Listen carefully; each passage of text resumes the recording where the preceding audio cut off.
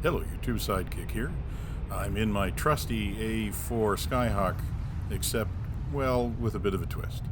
Instead of flying the regular Skyhawk today, we are flying the pre-alpha release of the extended flight model. So you'll notice a few things that are different, like this little yaw wobble shape. Now, to be fair, that's because this is a pre-alpha release, and I kind of strong-armed the developers into letting me at it before they had worked out all the wrinkles. So the actual alpha release has fixed this kind of yaw wobbling problem, but you know, it was a little bit entertaining. So the point of releasing this video today is actually to announce that there will be a trial of the alpha version of the extended flight model on Saturday, October the 24th. The details of the trial are in the description of the video. Anybody who flies the A-4E Community Edition is absolutely welcome to participate in the trial, so check it out.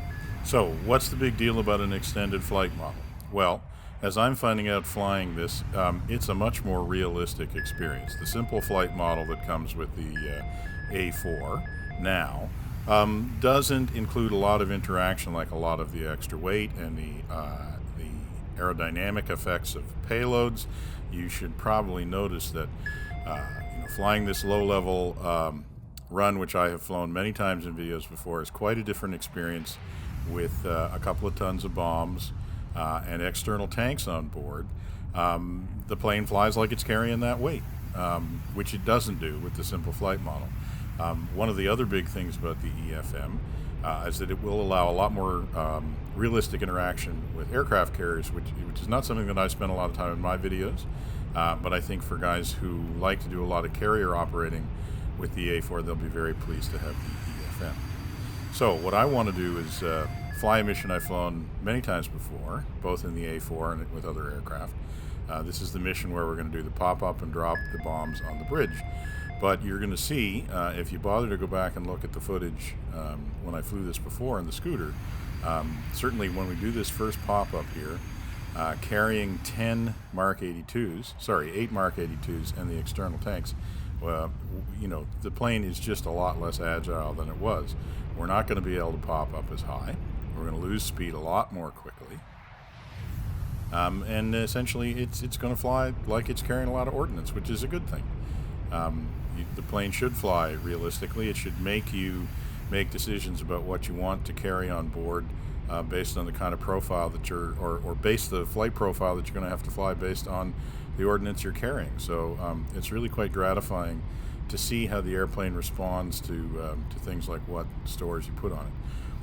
It also flies a lot more realistically, I find, in terms of its response to rudder.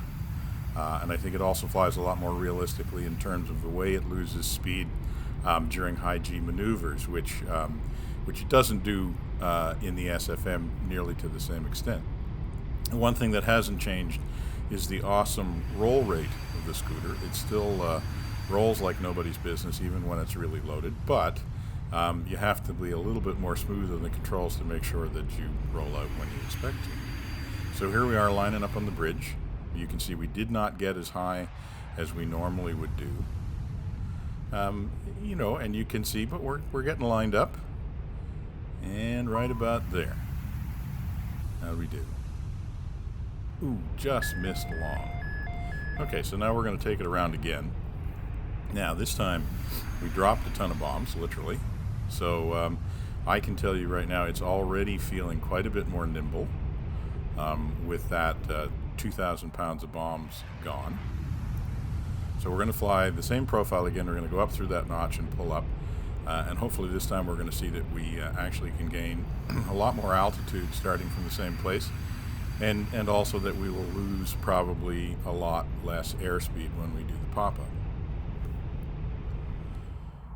Okay, we're coming around. Yeah, I can definitely say that it feels lighter on the controls already with a lower bomb load. Not quite as nimble as the SFM, but a lot more like something I'm used to. I will say that even at this point there are definitely some differences in how the airplane flies.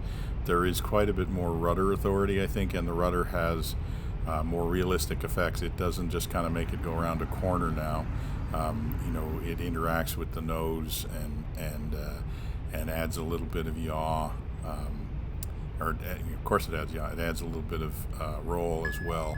I think a little bit more realistically. So here we go up again. Yeah, you can see that we gaining altitude quite a bit more easily this time than we did on the last one. Not losing airspeed at the same rate. This will be much more of a profile that would be typical of what we were getting with the simple flight model. So time to roll in. Take a look at what we can see.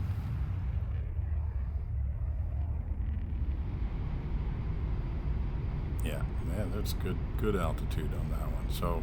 So taking that first 2,000 pounds of bombs off really makes a difference. And you can see also we've gotten rid of the bombs on the edges of the wings, which would be aerodynamically important. So, you can see the EFM is really interacting with the world in a lot more high fidelity way than the SFM did. All right, we're nearly there, and pickle. Okay, we got it that time. So let's just go around here. Now all we have on board is the external tanks. So we'll take a quick spin around to see what we have wrought, but also to get a feeling for how the plane maneuvers with the tanks on board. And it's feeling a lot more like what I'm used to. Not entirely. There are differences with the EFM. I'd say they're kind of satisfying changes. They make you feel like you actually have to fly the plane. You have to keep rudder and stick coordinated maybe a bit more than you do with the SFM. The plane doesn't feel like it flies on rails, as they say, quite as simply. It doesn't make it difficult to fly, but it does make you feel a bit more maybe connected to it, a little bit more like you're actually flying the aircraft rather than kind of flying a cartoon. So I think it's great. I'm really happy that the developers gave me a chance to preview this pre-alpha release. Getting rid of the tanks now. And so we're going to fly back down the trench towards the coast, and this time we're going to do it completely clean, clear, and naked, and just see how that corresponds to the experience with the simple flight model. I'm assuming that it will fly a lot more like what I'm used to. Yeah, this feels like the scooter of old. So the EFM is just in its final phases of getting together the alpha release. There is an alpha testing event planned for October the 24th. The details, again, are in the description. Anybody who flies the A-4E can participate, and honestly, the more the merrier. I think that the developers have done a fantastic job of improving this aircraft for all of us, so hopefully a lot of people will be able to participate and give them some really good feedback to help keep improving things. So yes, as we're flying down the trench now, this feels a lot more like the experience I'm used to. It's still, there's a little bit of difference. You've got to be a little bit cleaner on the rudder and stay coordinated. But overall, I feel like I'm scootering again.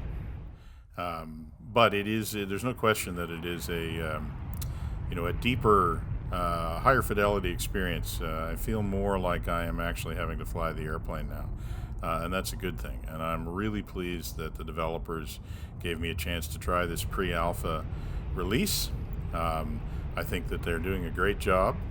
And I'm really pleased with how the airplane is continuing to develop, and it's amazing that there are people out there who put their personal time into just making this aircraft better for all of the rest of us. So my hat is firmly off to them. Don't forget about the testing event on October the 24th. And for now, this is Sidekick, signing off.